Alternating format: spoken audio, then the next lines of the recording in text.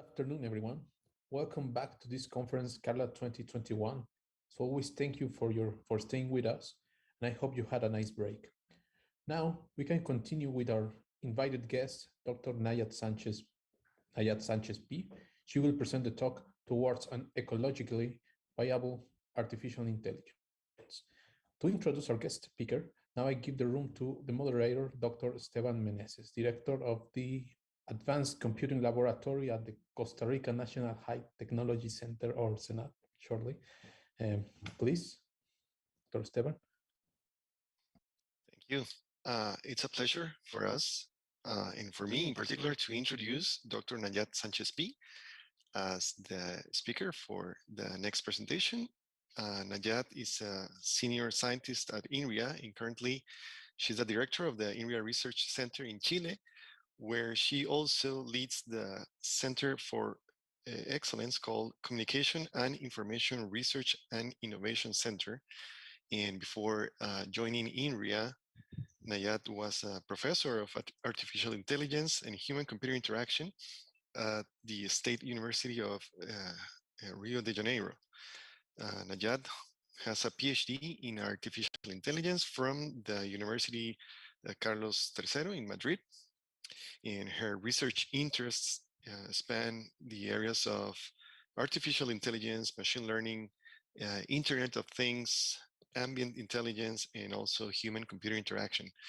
Her career has a focus on applied research and innovation. She has several publications and high-impact conference and journals, and also she has participated in leading interdisciplinary R&D projects with teams both in industry and academia. So again, for us, is an honor to have Nayat here with us. So Nayat, take it away. Thank you very much, Esteban. Thank you very much, and good afternoon, everyone. Thank you, the organizers, for the very kind invitation. It is a pleasure, really, to be here. The focus of my presentation today is an area where we have been working for recent years, and it has to do on how to make artificial intelligence ecologically viable. I will try to share my screen to see if you can see it. Just try it. You see my screen? Yes. Okay, great.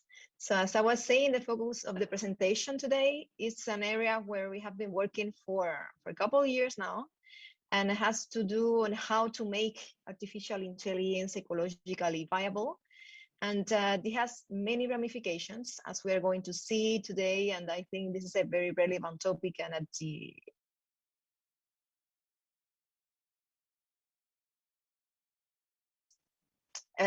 also introduce, okay, I'm sorry. Oops, this is moving fast. Okay, so I want to introduce you a research center, because maybe some of you do not know, as Esteban was saying, INRIA is the French National Center for Digital Sciences and Technology, and we are big in France. We are 9 centers distributed all along the country, and we have 1 center outside the continental France, and it's placed in Chile. And here you have a picture of our building. I'm sitting in the 12th floor now, and the view that you see right now behind me is one of these windows that you see in the picture. We are now back in the office after a year and a half of COVID, and it's very nice, and it could be only be better if we could meet in person in Guadalajara. So I want to then talk about this dichotomy. I'm sorry, again, this is moving fast, and the relationship between artificial intelligence and climate. I feel that the current state of the art of artificial intelligence and its relationship with climate change has to do, at a certain point of view, a certain duality. Okay, on one hand, we can say that it is pretty evident that artificial intelligence is an essential tool that we can use for creating mitigation strategies in the face of climate change. And we can even try to find ways of reversing it. And artificial intelligence, because of the complexity of these problems, because of the heavy databases and the nature of these problems, it is an essential tool really to tackle climate change. And for example, in order to mitigate and adapt to climate change, artificial intelligence provides us with the capacity to learn from data, optimize processes, and this is essential because one of the things climate change is producing now is that all of this knowledge that we have been accumulating along the millennia of humanity, let's think of agriculture or fishing, for example, all of a sudden, all of this knowledge is being rendered useless at a very fast pace because climate is changing and the conditions of certain parts of the planet are changing also dramatically, okay? And to be able to accommodate productive agriculture or productive and efficient fishing industry, we need to relearn all of this very fast, and we need artificial intelligence for that, okay?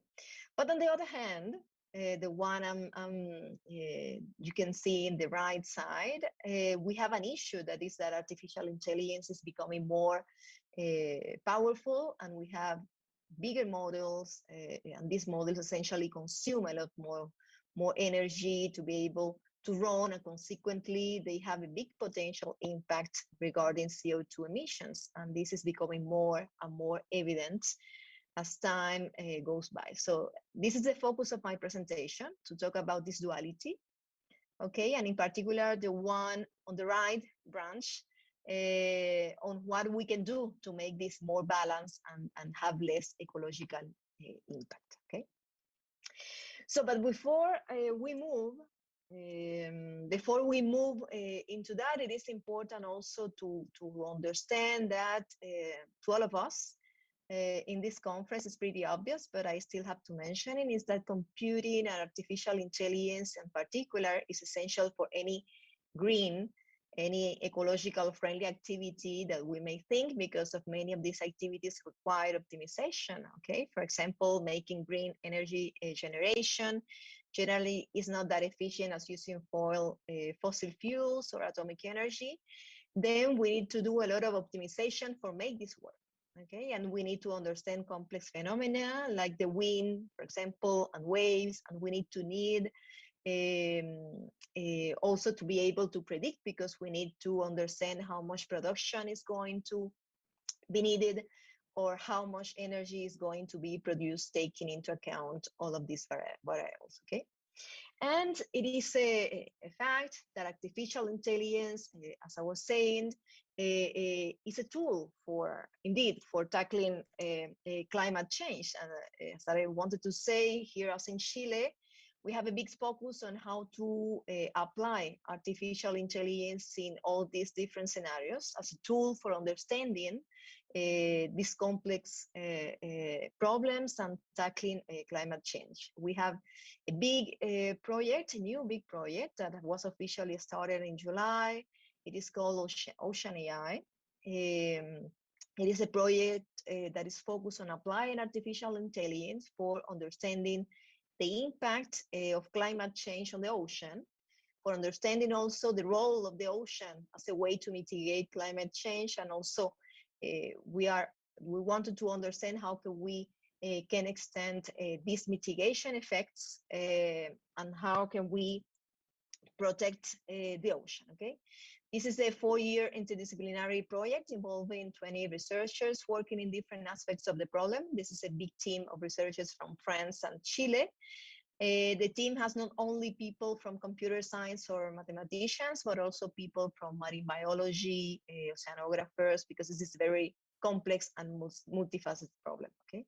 I would love to keep talking about this project because I love this project, but we don't have much time. We also have been working on some other topics related to it. We have a consortium again with researchers from Chile, from France, from Brazil, and Uruguay. And we are working on a project for making an autonomous sailing boat to take environmental samples of the ocean in an autonomous way. And we have some other projects related to smart agriculture, adapting to climate change, and being able to predict weather and productivity. Then we have been working for a long time on green energy generation. and how you optimize, for example, the placement and the configuration of solar panels in energy generation plants, and also on how to model the generation of tidal energy and, for example, optimize the functioning of offshore windmills energy generation. But also, for example, understanding the diffusion, the dispersion of gases, in particular from pollutant industry here in Chile. And we also have a very nice project which is called Tsunami Lab, that had a tsunami simulator that we can use it. It is, in fact, it is online. If you can try, you want, you can try it to understand and simulate the tsunamis and the way it propagates around the planet. Okay.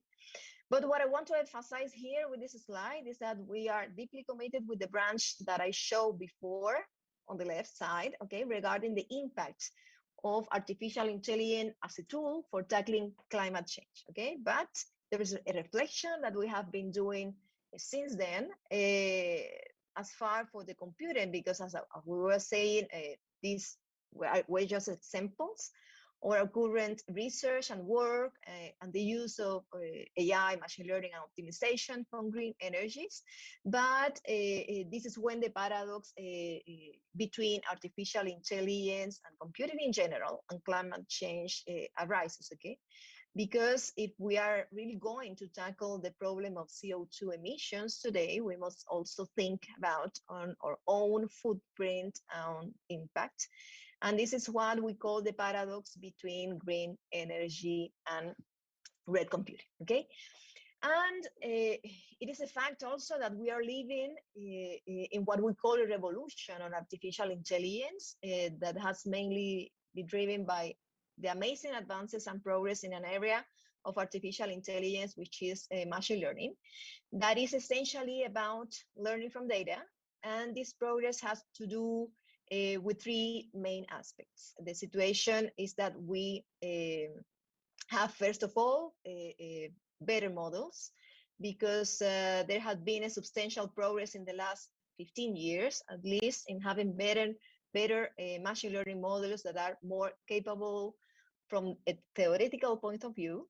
A lot of groundbreaking ideas on how we can do machine learning, and this is essential because we need better theory to be able to solve more complex problems. And together with that, we know that this is a HPC conference, and we have lived a revolution also in terms of hardware, mainly driven by the existence of the GPUs. And the GPUs were originally intended mostly for gaming industry, for entertainment, let's say, but eventually we realized that the operations that the GPUs are optimized to do are also the operations that we need to do as part of the neural networks. This relationship has led also to that these powerful models could also be deployed in more powerful high-performance hardware. And then this is also connected with the fact that we have been able to have more challenging and better data sets. And this is not only about the dimension of the data sets, but the way and the information that it is captured, okay? And we have had, and I have to say this has permitted the whole field, the whole area, a culture of sharing results, sharing data, and creating these shared challenges that we also jointly address. And this is why I have these all connected, because this is actually a virtuous cycle. We have better data sets, imply that we have better models, that then thanks to that, we have better hardware and we can solve the problem. And then we have the need to create bigger and more complicated challenges that we capture in terms of complex data sets. So we are in a situation of having so much progress in machine learning because we have all of these three elements combined, okay?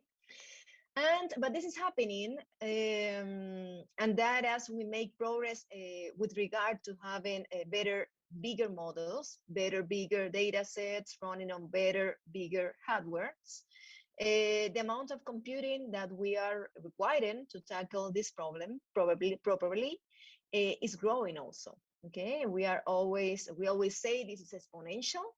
And we actually can see in the graphic on the left side that is really exponential. because the scale on the plot is already, okay, exponential. So we are seeing a growth in the amount of computing required to run all of these kind of models, and this is something that was expected, but the issue is that these things happen. We need to make available more and more computing resources, and this was two direct impacts, let's say, first, on the few potential numbers of users that can use and apply this technology, and second, on the energy requirements and the emissions. So this is a very complex problem in these two axes, okay? Regarding the second, there was a paper a couple of years ago that, although I do not personally agree with some details of the methodology, I have to concede that it is an important paper because it's helped us to visualize directly these impacts. And one of the things this paper mentions, the message that it gives, is that for training one of these big transformers models, and the models that we have right now, we have to say that there are a lot way bigger than this one. And for training these transformers models, the amount of CO2 generated was about 6 times the same amount of CO2 that is generated by a car. And in all its lifetime, which is which is a lot, okay, and including the CO2 emitting also while the car was built, okay. So actually, this is something to be indeed concerned with, okay. In particular, because we are in a moment when we are deploying and we are extending these kinds of models in user-facing applications. And one important thing to mention here is that this is referring to the cost of training the model. And we are going to talk about this later, but I wanted to clarify this now, that you are supposed to train a model once and use it many other times. So there are, in fact, two different scenarios that we will be visiting, okay? Then, however, the situation is, as you know, not local to artificial intelligence only, but shared across the computer technology, okay? As we are moving to the cloud, we are accelerating the infrastructure in general. So you stop paying for electricity, you stop realizing how much energy you use, you just pay, and the right impact remains hidden because the cloud is not with you, okay? And also there are estimations that the amount of energy that will be consumed by 2030 will grow, and the amount of energy consumed by the digital sector is almost 50% of it, which is huge, okay? So we need to take care of this now, okay? We still say little also about the impact of computing and information technology on the environment, and this is a fact. And there's also a paper and a study that has 6 years now regarding the social media that at that time was accounted for 2% of the CO2 emissions. That is more than the aeronautical industry. And this is just an example on how we have to make a reflection on this. We are not asking Twitter, for instance, to explain this, and we are not asking the society to stop making funny, let's say funny videos on TikTok due to the ecological impact, which is, by the way, one of the platforms that consumes more, okay? It's really, really important conversation that to have, because now we have the capacity and we have also and the change of actually do something about, okay?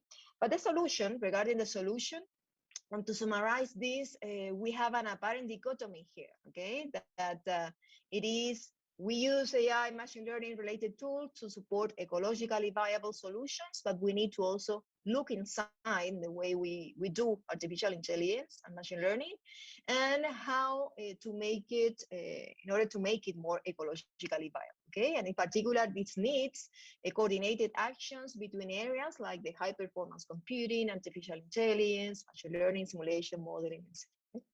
And in this regard, in this respect, at the INREA and INREA Chile, we have a coordinated action, and it is a Franco-Latino American action, I can say, because we call it Green AI, and a second one called SUSAIN, which come from sustainable artificial intelligence, involving researchers from different countries: Chile, France, Brazil, Uruguay, Paraguay, and also different backgrounds. HPC in connection with machine learning and the understanding of power consumption of these algorithms. Then we have some other researchers that have been working for a lot of time on physical computing. That is how to use computing and hardware that uses very low power, and how to deploy artificial intelligence, also methods on those hardwares. And then some other researchers that come from artificial intelligence that are interested on how to scale artificial intelligence methods to many users in an environmentally friendly way. So we have these first pre-projects a year ago, and now we are executing these two other projects, longer projects, in a coordinated form. Okay, but this is again a complex problem that needs to be tackled in a multifaceted approach. And what we are proposing here is that it's not a single thing that we need to change to make this work. We need to revisit the whole way we do artificial intelligence, in fact, and the solution to a problem as complex as this is necessarily multi-component, okay? Because it implies revisiting all the elements of the problem, from the hardware, from the computing facilities that we use, in particular economic computing, and how we set up the experiments, and what algorithms we use, and how we make models that adapt to complexity of the problem and not need excessively complicated architectures, and finally, how we deploy them, okay? And this is really a multifaceted approach, and this is why we have a multidisciplinary team, okay, a big team working on this project, okay? But what is really important to understand, and I mentioned something before, is that we have two different scenarios that requires different approaches, okay? One of these scenarios is what we call training, and that is we want to create new machine learning models relying on some data. And this is something that is very computational intense, but it should not be frequent, in the sense that, for example, I have a data set, I create a model that works, and that's it. I do it once, or maybe I will redo it only if I have new data or the deployment change, okay? But what I want to emphasize is that even that it can be computationally intense, this is not frequent, okay? But then it is also intense, because during this process, we need to design decisions on how to make these models. For example, we need to tune the IP parameters of the models, and all of these, and the requirements for doing this for machine learning models are becoming so expensive that only few institutions, and in particular, few powerful companies, are able to do this, okay? And just to give you an idea, training the BERT language model accounted for almost $3 million in electricity bill. So it is something that not anyone and everyone can do, okay? And it is important to revisit this and try to make it, of course, accessible to many people, because if it is only limited to only a few companies, it's not only because of the fact of the missions itself, it's also because of the access to technology, okay?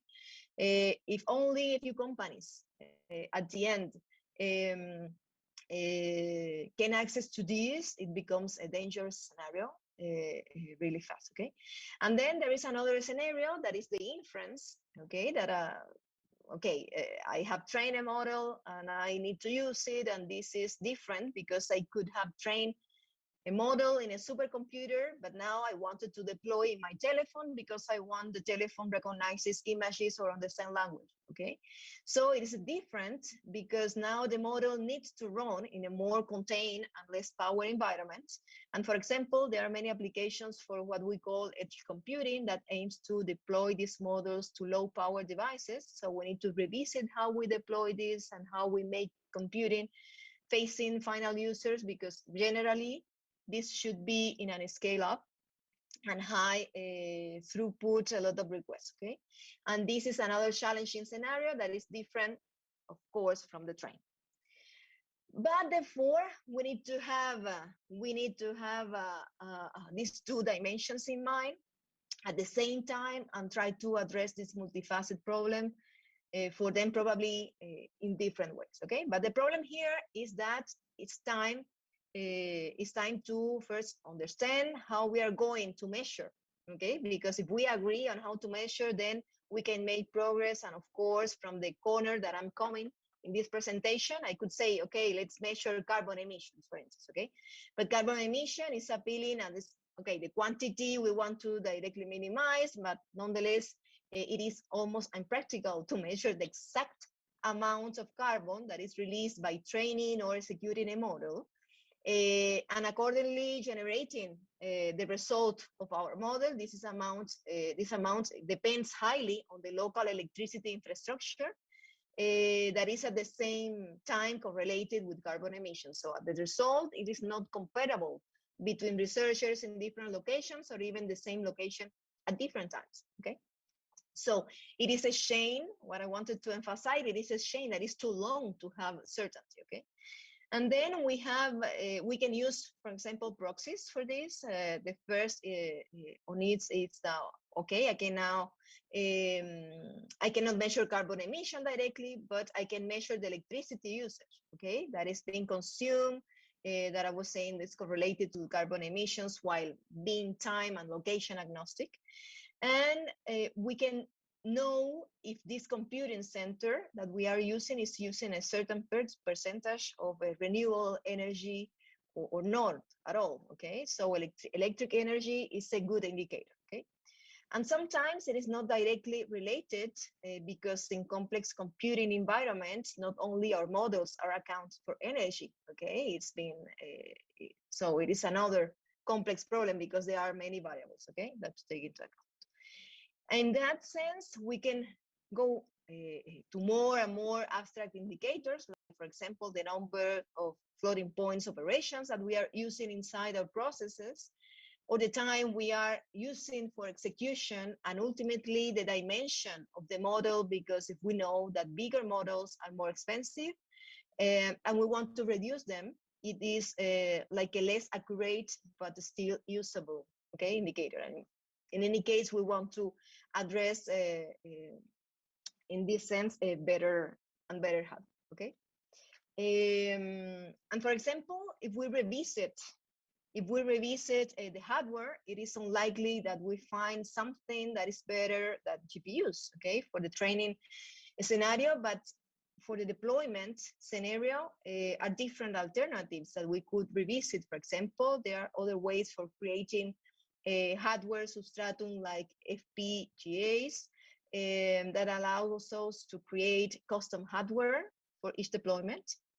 And another thing we can revisit is the floating point representation. Having different precisions, having lower precisions could imply lower power hardware. So if we are understanding the impact on the numerical quality of the results using different precisions, this could be a way, okay? Right now, there is a huge amount of work to be done here, okay? But ultimately, for the problem of measuring power, we need to revisit the way we do computing.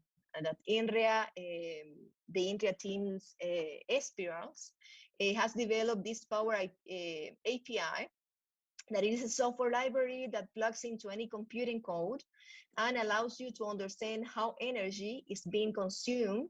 And one of the outcomes of the study they have been doing over there is that in general, we should relearn how we code, okay? And this is important, how we code, how we schedule, and how we organize resources, okay? And we need to, the idea is that we need to go back, okay, to the basics. And this is more complicated than we think, because as computer scientists, we are trained since day one on having fastest algorithms. Our obsession is temporal computational complexity. How much time does these algorithms takes to run? And we learn since the day we started to code to make fast algorithms, but we do not learn and how to make them low energy demanding, okay? And this is a completely different set of tools that, and this is completely different mindset, okay, that we need to revisit. And I want you to check this library. By the way, it is really interesting because you can see the relationship between the aspects of the computer and how much energy is being used by memory, by CPUs, etc. And the outcome is really interesting, and I invite you to look at it, okay? With respect to cloud computing, well, cloud computing seems particularly appealing because they allow us to create on-demand infrastructure that meets the needs and the exact needs for a given task. And then in model computing, we have moved, okay, to these kind of scenarios, and I will not go into a lot of details here because there was other presentations before me that address this topic probably better than I could do. But in the area in particular of computing and artificial intelligence, this computing framework is well adapted, okay? We see computational resources that are really computational intense, but take place seldomly, and this is perfectly scenarios for cloud computing that you deploy computer systems on demand and then return it to the owner when you don't need it more, okay? Then, so the cloud computing has been a success in artificial intelligence and machine learning in general. And the other interesting situation, in fact, is that very well adapted to refocus on, let's say, more environmentally centered approach, because here we can know first where the energy is coming from. Each cloud computing facility, for example, some providers guarantee you that the source of the energy they are using comes from a given place or source, and they are moving to environmentally friendly situation, okay? In a recent paper, we have this result that just by picking the correct data center and the correct neural network, we can reduce the carbon footprint to an algorithm by 100 to 1,000 times. Just picking where to run, which is already, okay, a big thing. And then the other thing is that we can even move from provider to facility, because code, as you know, is mobile, and we have a lot of tools that allow us to deploy our system in an agnostic way to different providers and dynamically pursue those that are less polluting and those that are more environmental friendly. And cloud computing has also the added benefit, in some cases, have zero environmental impact, either because cloud providers is using renewable energies or because the cloud provider is taking actions to offset the CO2 it is producing by compensating it. Okay, and for instance, here we have an internet tool that tells you what happens if you could deploy machine learning experiment into different cloud providers. For example, here we see that that here where we have requesting for one given type of GPU for a given amount of time, we are saying we are running it, for example, in South America, and we could emit this amount of carbon, but if we could have deployed, for example, in West Europe, it would have produced a lot of less carbon, okay? And then we can also see that the provider, in this case, that is Google, it takes this carbon compensation. Even if they generate a given amount of carbon, they capture the same amount of carbon later on, okay? But if you see some other providers, and this is the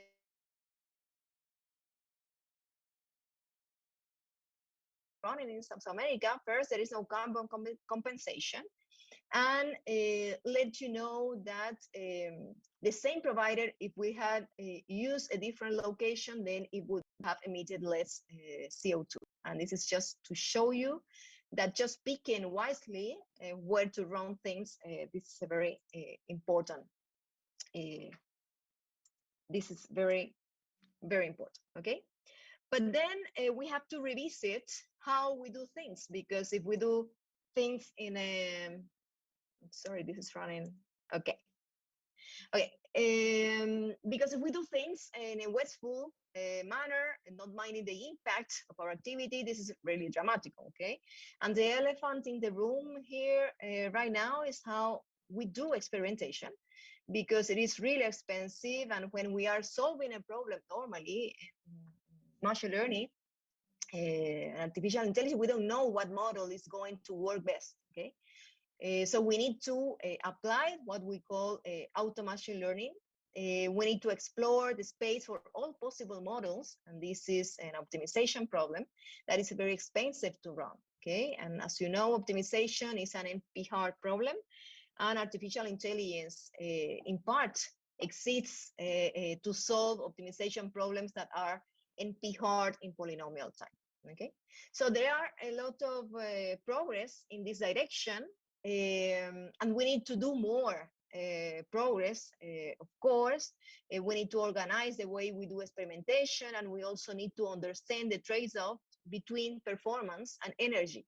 And this is the result from Romain Roubois, from INRIA, from the same team, Spirals, that is part also of our team, that he has managed to verify that first, there is a clear trade-off between the energy you require to train a model and the accuracy of this model. So this is something that was expected, but it was proved. So we need to decide when the accuracy is good enough with respect to the energy we are consuming, and at the same time with the capacity and we need to do the same thing with the capacity of performance of different models, okay? And we need to understand this because the goal is not only to have good accuracy, the goal here is to be viable in the long term, okay? Then there are some other machine learning models that are not currently being explored, and we are working into this. And this is that, that poses learning as a self-adaptation problem, okay? In which the network grows or shrinks to meet the complexity of the problem that is being solved, okay? And traditionally, traditional neural networks do not do this. You use a fixed topology during all the learning process, but these neural networks have this flexibility, and we are investigating if there are benefits, for example, to employ this approach in this scenario, okay? Then there are other areas of machine learning that need to be brought into attention. For example, there is a big attention being paid of what we call transfer learning or model reuse, and this is because people are not concerned of the environmental impact of these models. They were so expensive to train that immediately people want to reuse this knowledge somehow. And for example, in computer vision and natural language processing, this has been established, okay, a scenario and a way of proceeding. What we need is to revisit this form from our point of view. The idea here is to reuse a given trained model on a given problem and adapt it to work for a particular domain that we want to address using a reduced set of data. We would minimize the energy spent in the training scenario of the model because we would not need to retrain, okay, this big model, okay? And another approach to that is that has proven effective is to perform what is known as model distillation, okay? It consists of having an already trained model that has a good performance, but is too big to be deployed to other use scenarios.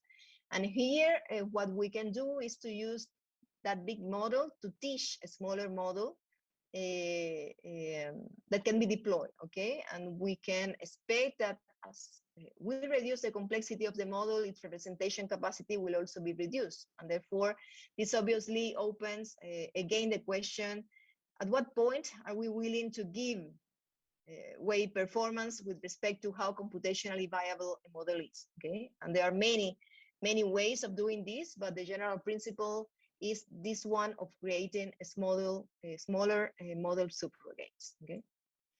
The other point is a way to address how we revisit the data sets we have. Because so far, and this is for all machine learning, the predominant approach that we have is, okay, more powerful stuff is better.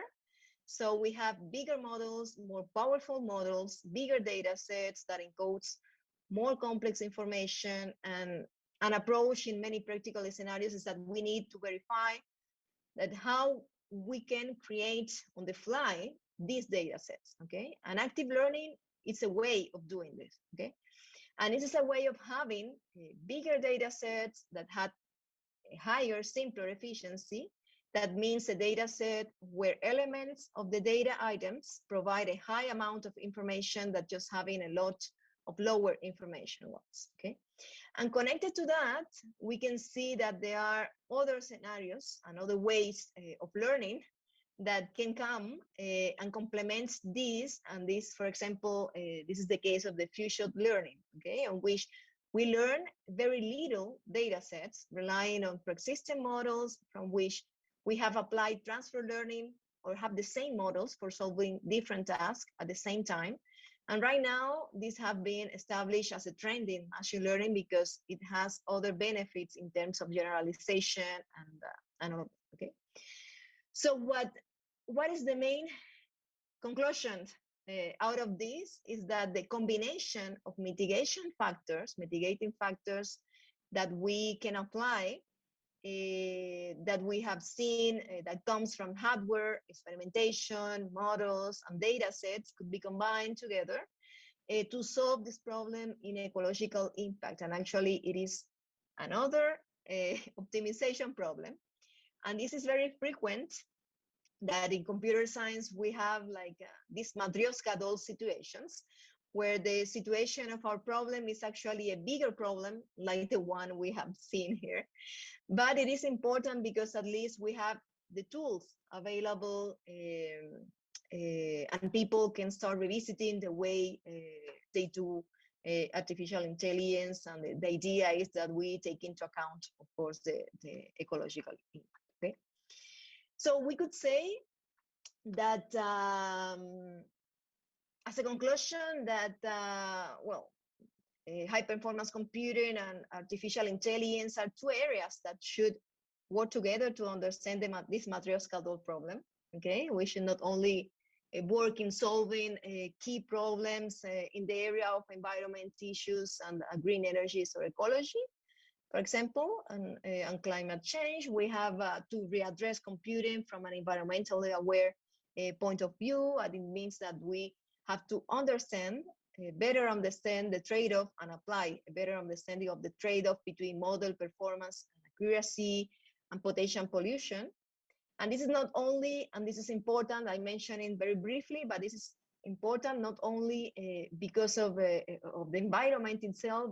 Also, we have to see it as a way of democratizing access to artificial intelligence, to machine learning, and to technology in general, okay? And this is, of course, a call, again, for action to industry, but also to the researchers community to take as a good practice to report the energy and accuracy curves of these kind of models, observe to show the energy needs, and it will allow us to make wiser decisions about the model selections and highlight the stability of different approaches. And this, of course, is still work to do. It's already happening, but it's still work to be done on establishing a culture of sharing and reusing, okay, releasing trained models and to save other resources, okay. And thank you very much. This is my talk. I'm here to take your questions. Thank you very much, Nayat, for your stimulating presentation and for sharing with us these powerful ideas. We have time for some questions. So let's take this opportunity to have a fruitful discussion. There is one question on the chat. So while the rest of people decide to ask more questions, I will read this question from Carlos Jaime Barrios. And his question is about the argument of the sustainable or green AI. Carlos is saying it doesn't seem to be a problem of algorithms or the strategy of scheduling, but more a problem of power sources or power provision. It is not the carbon footprint, for instance, in Colombia or Mexico, may not be the same as in France or Denmark. So the question is, what do you think about this counter argument that we should focus more on the power sources? I think you alluded a little bit about this when you were talking about the algorithm to choose which data center to run your the algorithms. But can you elaborate a little bit more on this question? Yes, sure. Thank you, Esteban. I'm not sure if I understood the question, but okay. What he was worried about and want me to explain a little bit more is about the counter argument. It's about that it's not a matter of the algorithms. This is what he said. It's a matter of the infrastructures and the facilities we're using.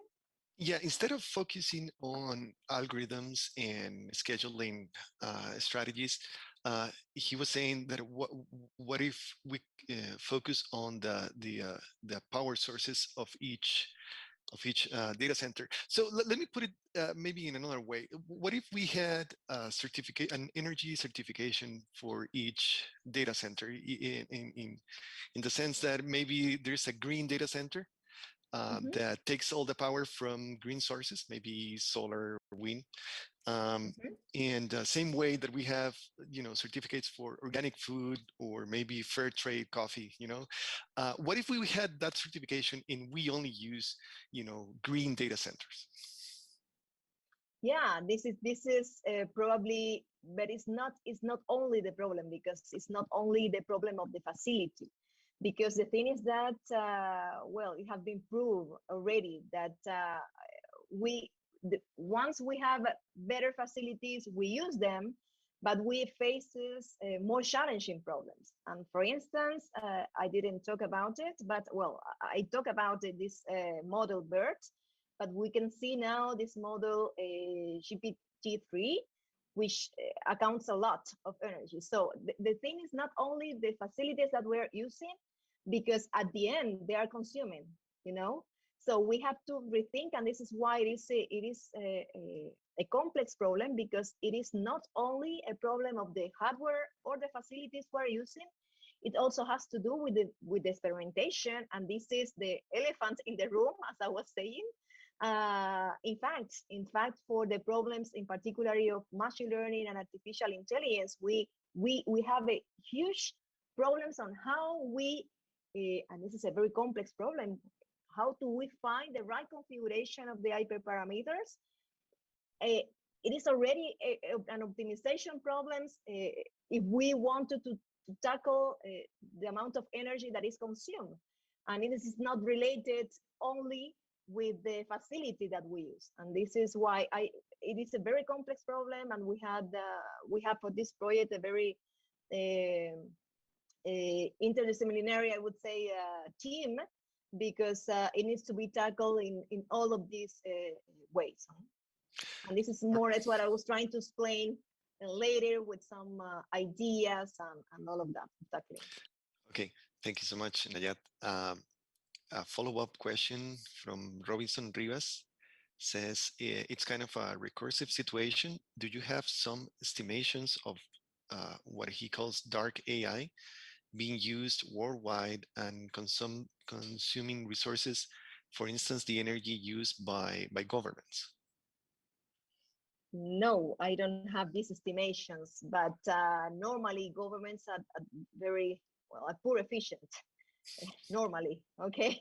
And this is in fact what they need us, okay?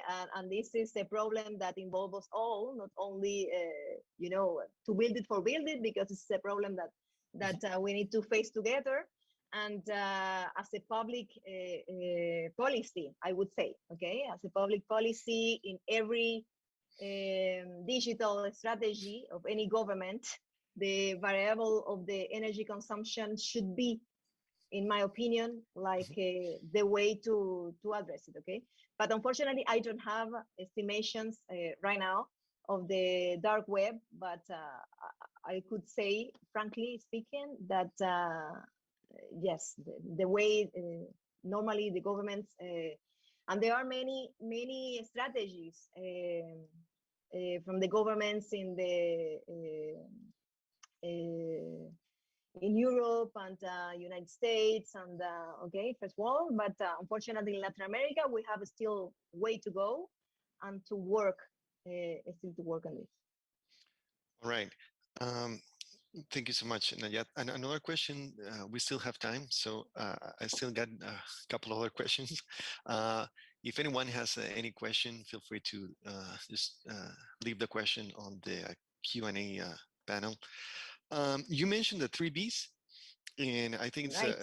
a very clear diagram to show the focus of the different and the major problems.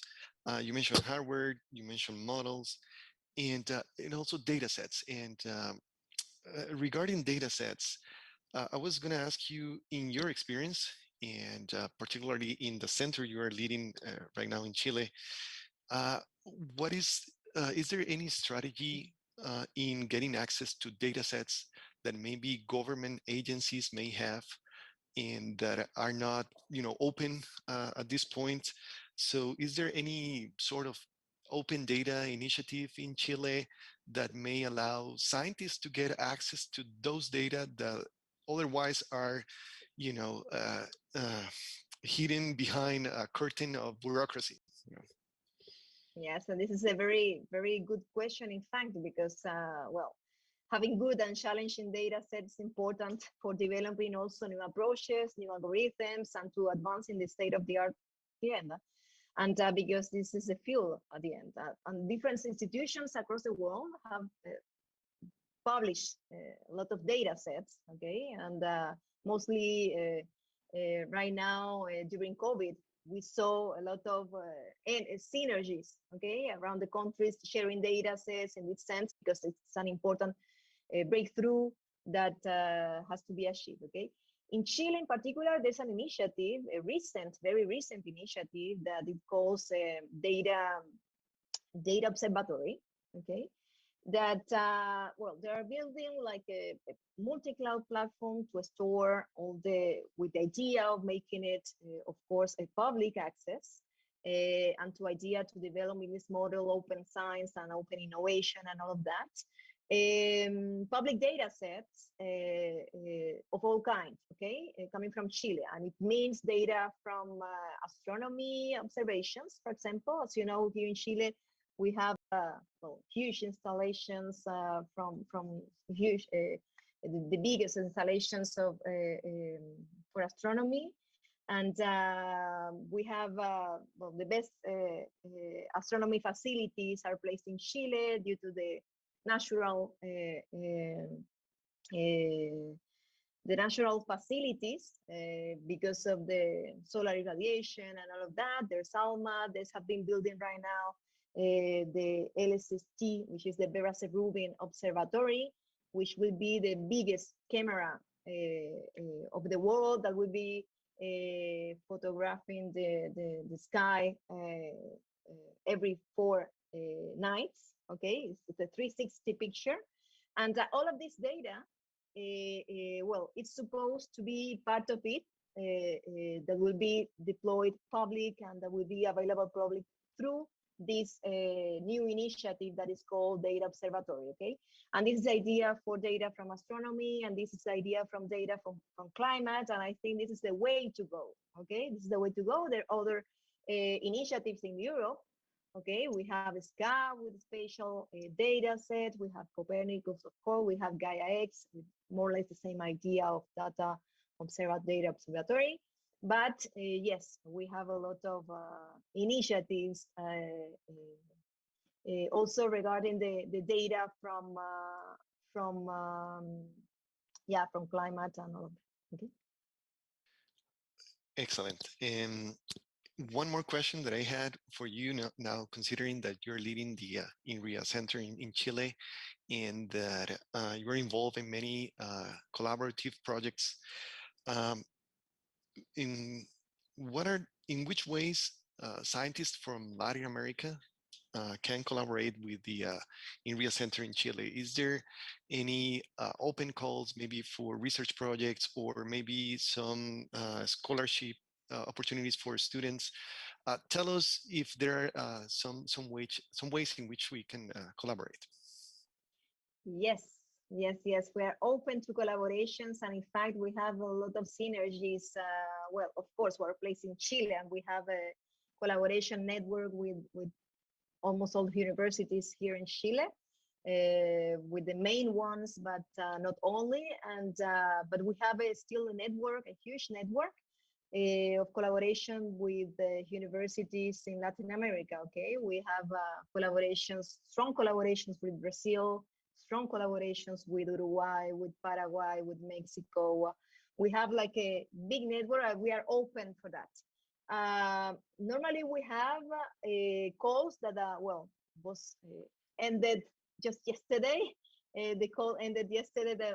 Well, the call is Equipe Associée, is intended to establish synergies between researchers in France and researchers in the world, but of course open to Latin America, and encourage all the researchers in Latin America that could apply for the next call. And this is very opportunistic way to start a collaboration.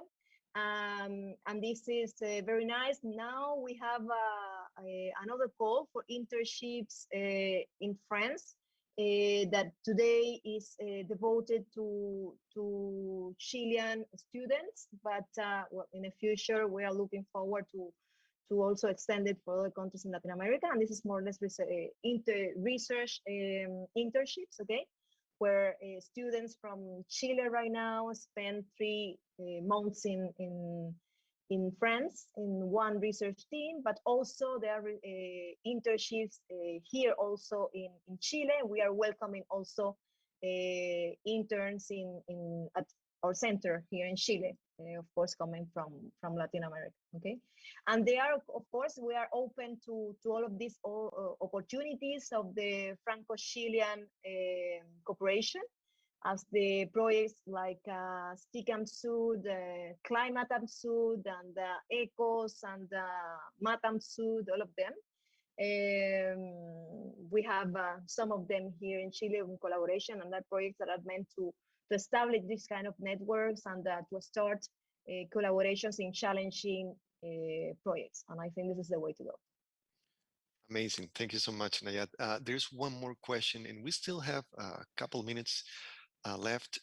Georgina 1 is asking a question more related to hardware. What would be the most efficient solution to reduce the ecological footprint left by producing new hardware? If you have any,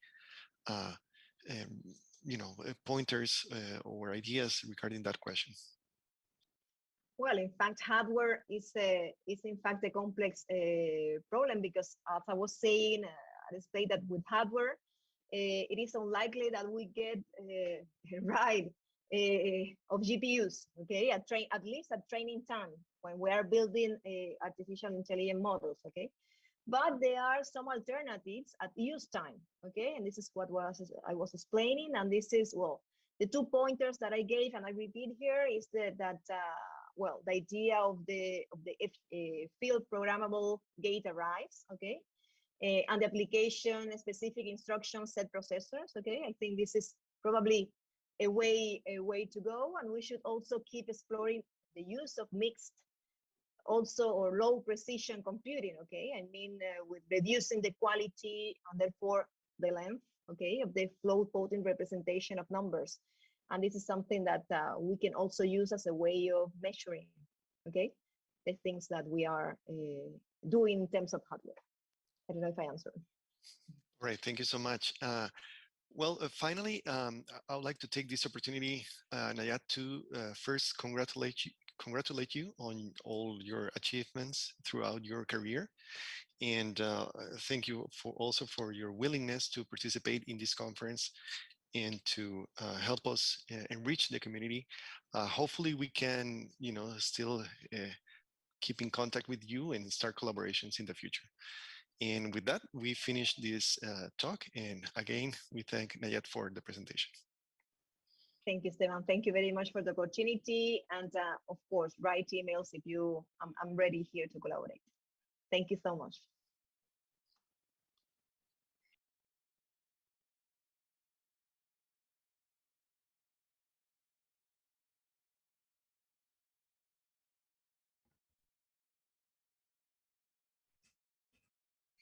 excellent presentation by our invited speaker, Dr. Nayat Sanchez. As always, thank you for your presence.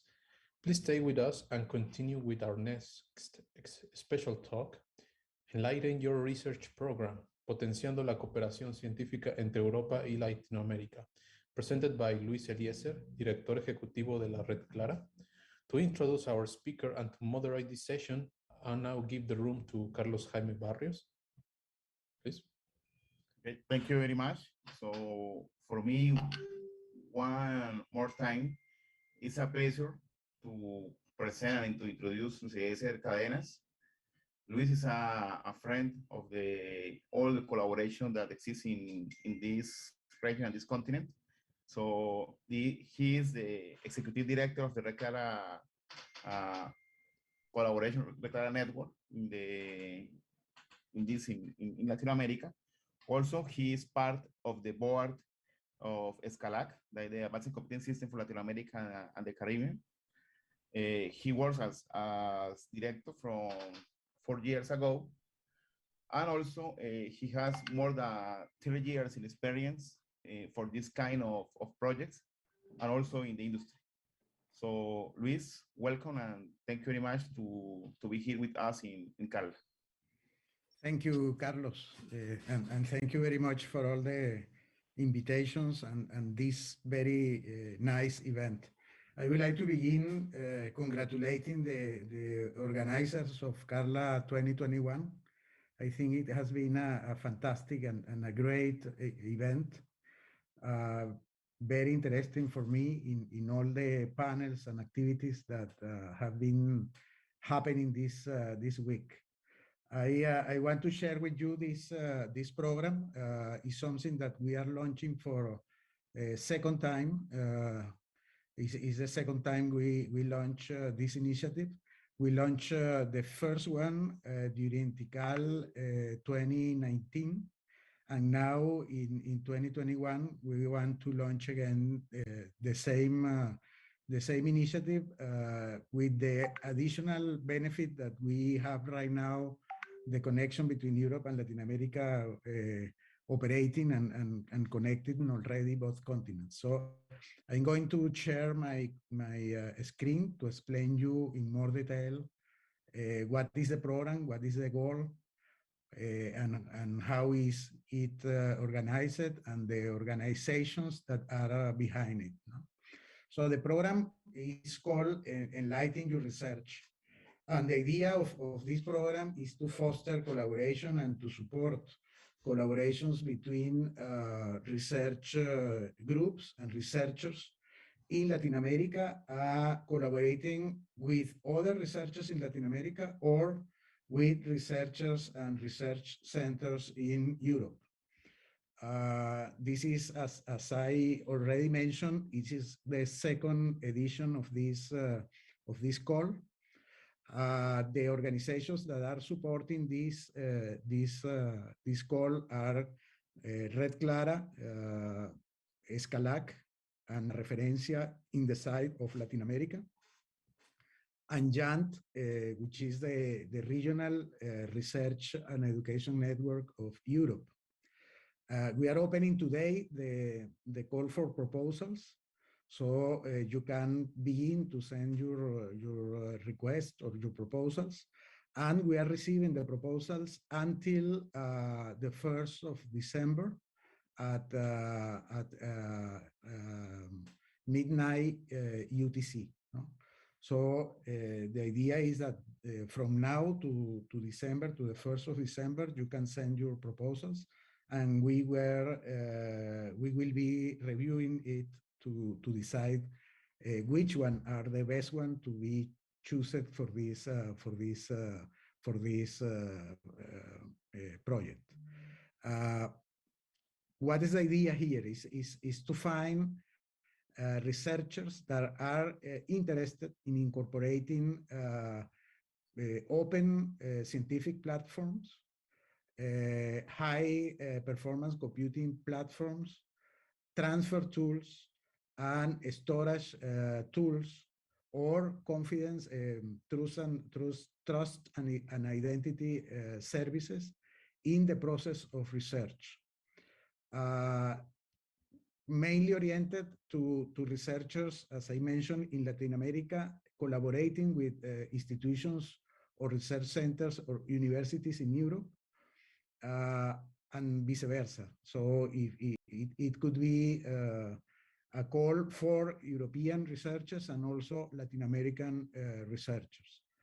And you need just to send the proposal to the project. So you will find later in this presentation, find the details about the call, and you can then review and send the proposals to the organizer of this program. What are the goals of this program? Enlightening Your Research is a program designed to increase the use and knowledge of resources and infrastructures in several research fields. The goal of EYR VELA is give access and support in terms of networks, computation capabilities, storage capabilities and resources of trust and identity to satisfy the growing needs of data and collaboration in investigation, in research. And also have as a goal, inspire new collaborations in the activities that we have already in collaboration with Europe. Is very much organized around the idea that we have now this new connection with Europe, and the intention is to increase those collaborations as much as possible, and to provide the support of organizations like Red Clara, Escalac, La Referencia, JANT, to the researchers in the region to make more effective the research that they are doing. What are the fields that we are looking for mainly? Even we are receiving in all the field of knowledge, but we are focusing in particular in artificial intelligence, in climate change research, in cybersecurity, in science of the earth, and e-health, medicine, and telemedicine. And those are the special fields we are trying to address this in this core.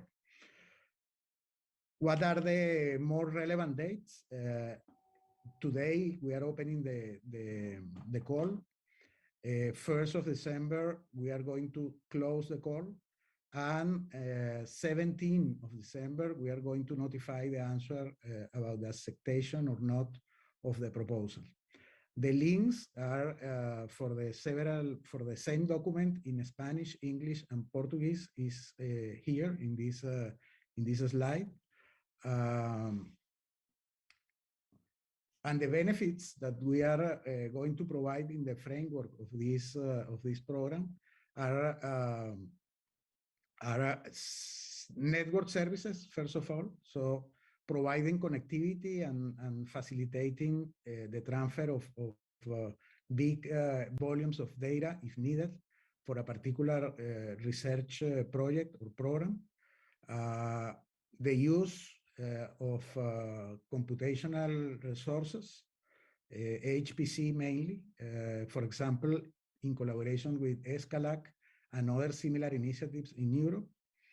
The technical support and orientation to implement services of trust and identity to access the facilities and support of the organizations that are promoting this initiative, and the technical assistance to participate in the investigation. So those benefits are the mainly benefits we are providing with the program.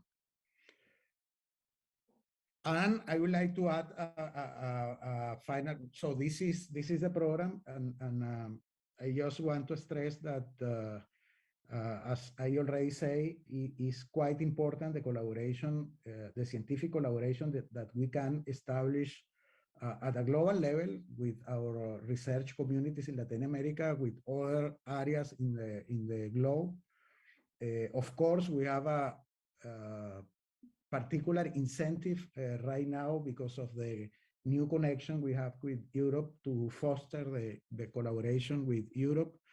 But in any case, one of the messages I would like to let you is related to the several panels we have had in the conference. That is the very big relevance and priority that could and that need to have collaboration for us in terms of strengthening the science capacities and the science initiatives in Latin America. We cannot do what we want to do alone, and organizations like ESCALAC, La Referencia, or Red Clara shows the value of collaboration when you need to build something that is difficult, that is costly, and that needs to have some kind of endurance in time, no? That must continue in time and must be sustained. So collaboration is critical. I think that regions like ours need to take advantage of that, since we are not going to have alone each of the countries in Latin America, even the region, the whole region is not going to get it alone. We need to work together. We need to be smart enough to use resources in a quite efficient way, not replicating investments and helping each other with the resources that we already have. And this is a spirit that is behind ESCALAC, Red Clara, La Referencia, and other regional initiatives. And for this reason, I wanted to close my short presentation about Enlighten Research to talk about the open science movement and the open science initiative and document that is going, I hope, to be approved in the next assembly of the United Nations in November, where Unesco is going to consider the document that is produced with the recommendation of Unesco about open science. No? And I would like to share with you very quickly what is the definition that Unesco has about open science, and leave you with the idea that we need to build together the ecosystem that support open science in our region. We have now, after many years of work, an organization like ESCALAC that has a lot of infrastructures providing high performance computing services that we expect this year to have very well interconnected and integrated in a federation to produce and generate services integrated to all the region and even to other regions in the world.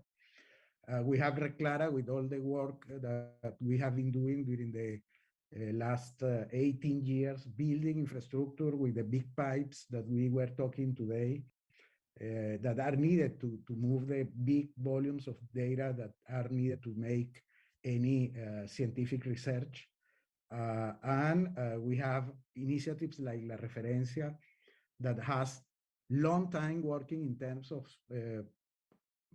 making available open publications that are produced and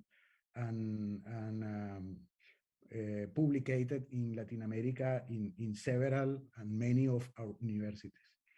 And in this sense, the open science definition of UNESCO says open science is defined as an inclusive construct that combines various movements and practices aiming to make multilingual scientific knowledge openly available, accessible and reusable for everyone, to increase scientific collaborations and sharing of information for the benefits of science and society, and to open the processes of scientific knowledge, creation, evaluation, and communication to societal actors beyond the traditional scientific community. It comprises scientific disciplines and aspects of scholarly practices, including basic and applied sciences, natural and social sciences, and the humanities.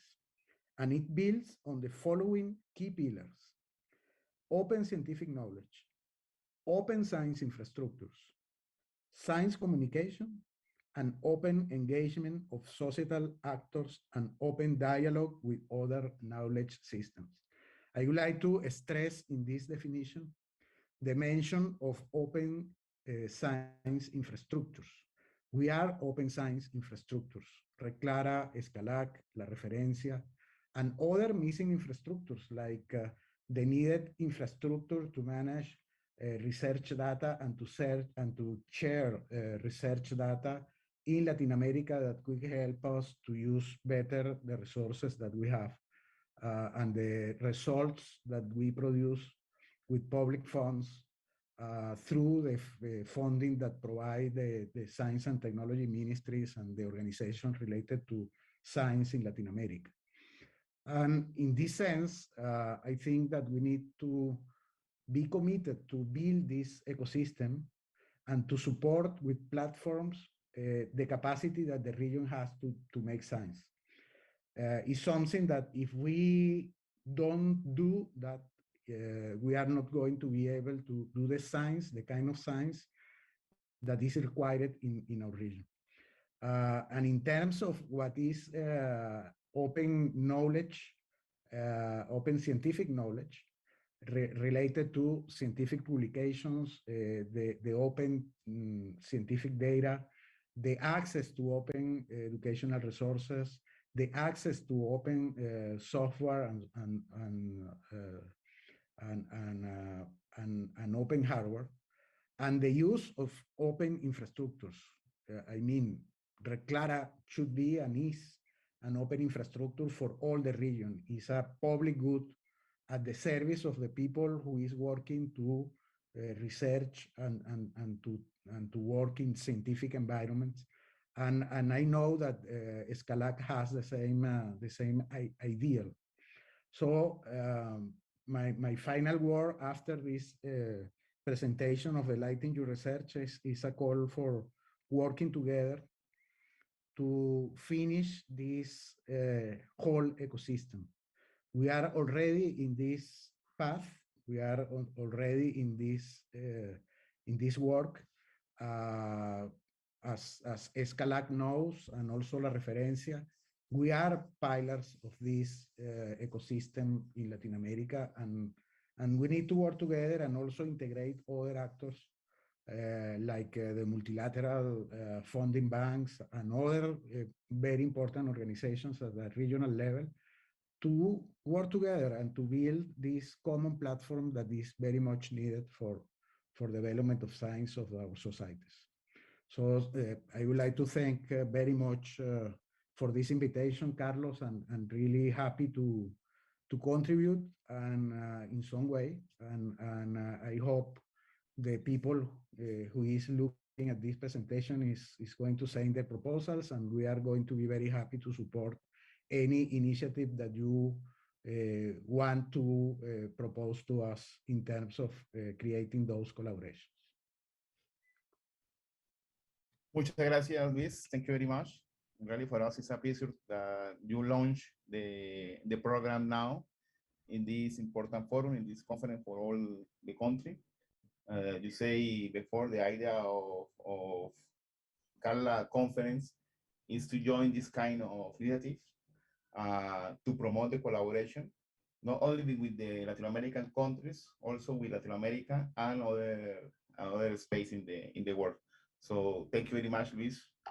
I don't know if there are some questions about for the forum. The only one is also about the link to more information. So in any case, you can visit the site of Red Clara. All the information is in the site. And I hope we are going to have it also in the Escalac website and in La Referencia website, so everybody can find it in one of the websites. And I think that Maria Jose in the chat, put the links, but I am also sending the presentation, the slides. So if anyone want to know more about this, can write directly to myself or to anyone in Red Clara, and we are going to give you the information that you need to submit the proposal. Okay. Okay, so Tanya answered the question, the other question about the deadline, so it's okay. So thank you very much one more time, Luis. And now it is the word to the Master of Ceremony to continue with the program. Thank you, Carlos.